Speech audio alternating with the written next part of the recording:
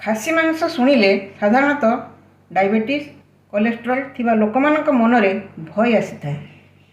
Normally red meat कथा कहिले आमे खासी मांस को ता सहित इनक्लूड करिथाउ, किंतु ताहा ठीक नुहे। रेड मीट्र संज्ञा विश्वपाई किछि अलगा। आपण जानले आश्चर्य हेबे, खासी मांस रे चिकेन ठू भी कम सैचुरेटेड फैट थाए। तेणु खासी मांस घरे आपण माने बहुत कम तेल मसला रे तैयारी करी खाई परिबे। नमस्कार दर्शक बंधु, आपण माने देखिबा आरंभ करि सारिचंती प्रतिभा किचन को। मो प्रतिभा स्वागत जणाई आरंभ करूची आजिर वीडियो को। एथि पई नेबा खासी मांस, ता पई धनिया, कोटा प्याज, छड़ा रसुण, सुखिला लंका, किछि ओदा, दालचीनी, तेजपत्र, बिलाती, हलदी, लुण, तेल, जीरा और गुआ घी। प्रथमे मांसरे हलदी तेल देई भल भावरे गलई नेबा। ताहाकु 30 मिनिट पई ढांकी रखिदेबा। तापरे मसला को बाटी नेबा। चेष्टा करिवे मसला सबुकु अलग अलग करी बाटिबा पई। टमाटो प्यूरी करनेबा। तापरे गैस को ऑन करी प्रेशर कुकर बसाई गरम करिबा। सेथिरे सरिष तेल पकाइबा। तेल गरम हेले तेजपत्र, दालचीनी, कोटा प्याज पकाई 7 रु 8 मिनिट भाजिबा।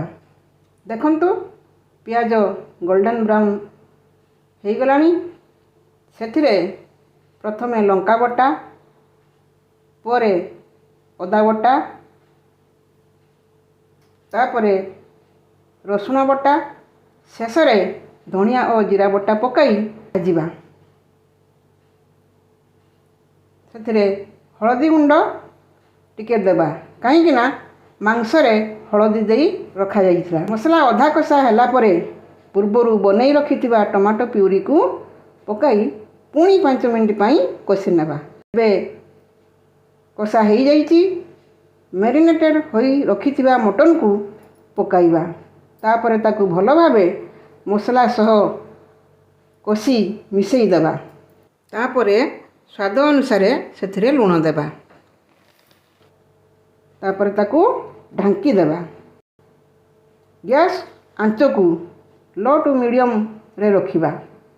मझरे मझरे लीड को बाहर करी ताकू कषिबा। देखंतु मांसरू निजस्व पानी बाहरिलानी। देखिबे जेतेबेले मांसरू पानी सब सुखी जीव जानिबे कषा होई गला।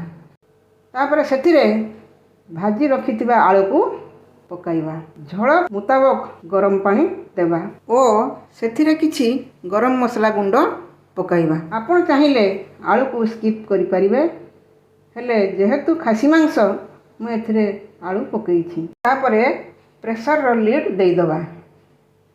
2टी सीटी आसिला परे बाहर करी सेथिरे 2 चामच गुआ घी, कोटा धनिया पत्र पकाइबा। एथि सहित प्रस्तुत होई गला खासी मांसर झोल।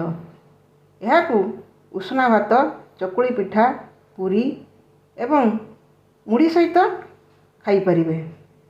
एही रेसिपीटी केमिति लागिला कमेंट करी जणांतु।